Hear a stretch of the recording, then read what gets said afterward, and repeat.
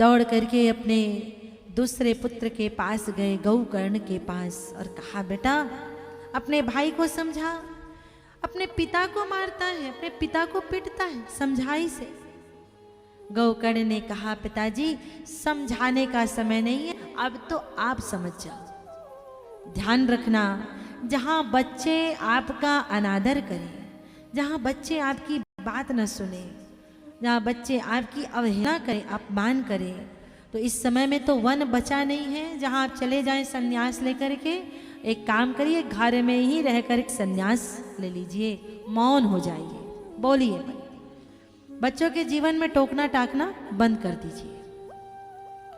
गौकर्ण जी महाराज ने कहा पिताजी या जहां अपमान होता हो वहां रहना नहीं चाहिए, आप चले जाइए सप्त सरोवर में, गंगा के किनारे जाकर के श्रीमद् भागवत के दशम स्कंद का पाठ करिए, आपकी सदगति होगी।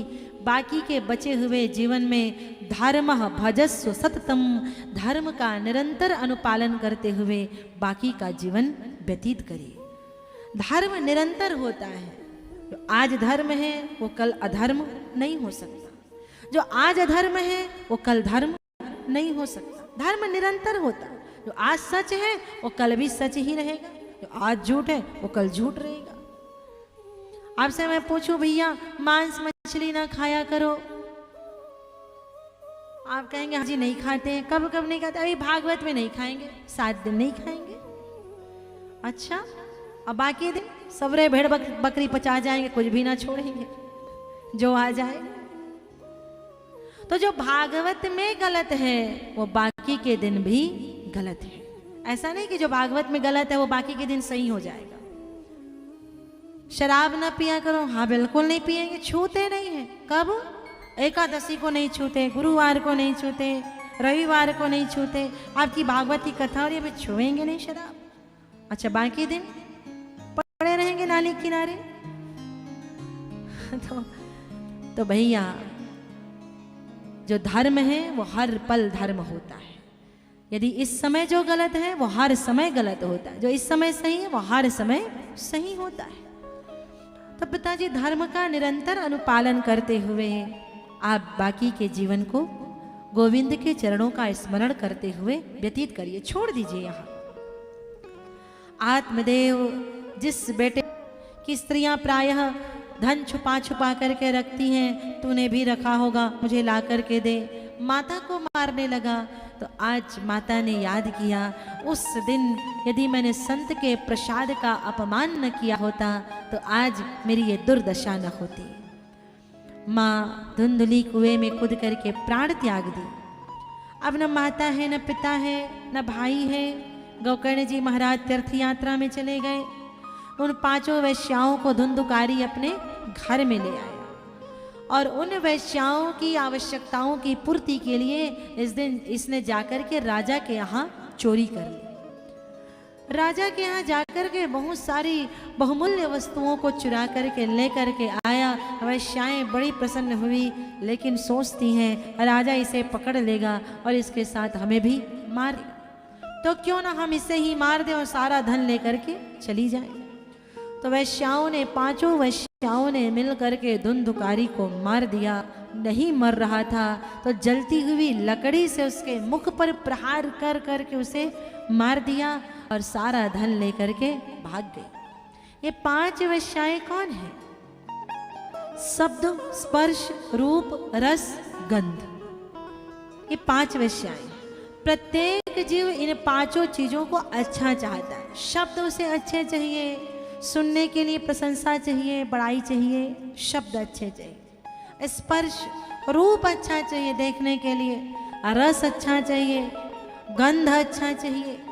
और पता है इनमें से एक में से भी जीव फंसता है, उसकी दुर्गति हो जाती है।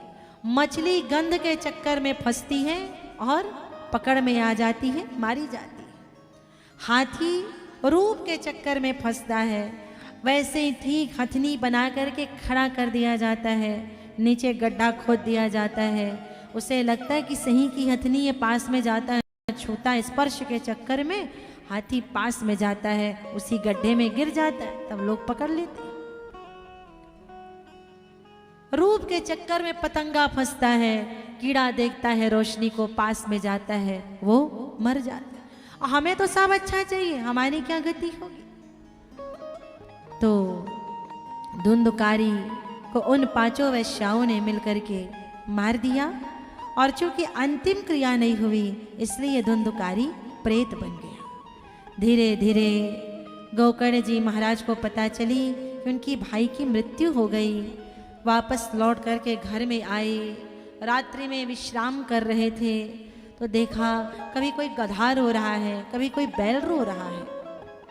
पूछा, तुम कौन हो? उस प्रेत ने कहा, भैया मैं आपका भाई हूं। अहम भ्राता त्वदीयो अस्मि धुंधुकारी इति नामतः। मैं आपका भाई हूं, मेरा नाम धुंधुकारी है। तो गोकर्ण जी महाराज ने कहा, अरे मैंने तो तेरे लिए गया जी में जाकर के श्राद्ध कर दिया, ना तेरी मुक्ति नहीं हुई। तो धुंधुकारी ने कहा, मैंने इतने पाप किए हैं कि एक बार तो क्या गया श्राद्ध शतेर नापी मुक्तिर में न भविष्यति। एक बार तो क्या सैकड़ों बार भी मेरे लिए गया जी में जाकर के श्राद्ध करोगे तो भी मेरी मुक्ति होने वाली नहीं है। गोकर्ण जी महाराज ने कहा, तू चिंता मत कर, मैं तेरी मुक्ति करा दूंगा। और गोकर्ण जी महाराज ने अपने गांव के पंडितों से पूछा, मैं क्या करूं? तो सारे पंडितों ने कहा, आप सूर्य नारायण की आराधना करिए, वो बताएंगे। तो सूर्य नारायण की उपासना करने लगे गोकर्ण जी महाराज। सूर्य नारायण ने कहा, आप उन्हें श्रीमद् भागवत की कथा सुनाइए तो धुंधुकारी की सदगति हो जाएगी। गोकर्ण जी महाराज ने कहा कि मैं भागवत की कथा स्वयं कहूँगा, सारे गांव वालों को उसका श्रोता बनाऊंगा, एक दंपति को मुख्य यजमान बनाऊंगा। और आकर के कथा प्रारंभ हुआ। धुंधुकारी को 7 गांठ के बांस के ऊपर बैठा दिया। जहाँ जहाँ कथा होती है 7 गांठ के ऊपर प्रेत आत्माओं को बैठा दिया जाता, जो अतृप्त अशांत आत्माएं हैं आकर के बैठ जाएं, उन्हें शांति मिल जाए, तृप्ति मिल जाए। इस भाव से ये 7 गांठ के बांस लगाए जाते हैं। जितने परिवार में, जितने समाज में, जितने गांव में अशांत आत्माएं हैं, यहाँ आकर के बैठ जाएं, उनकी सदगति हो जाएगी। और ये बात सत्य है, ऐसा नहीं है कि कपोल कल्पना मात्र है, ये बात सत्य है। एक बार भोपाल में केवल कथा चल रही थी, भागवत का केवल मूल पाठ हो रहा था। धीरे धीरे 4 दिन तक ही मूल पाठ पहुंच पाया था कि बांस की 7 गांठें फट गई और वहां से आत्मा की मुक्ति हो गई। बांस अपने आप फट गया जो ऐसे बंधा हुआ था। तो सज्जनों,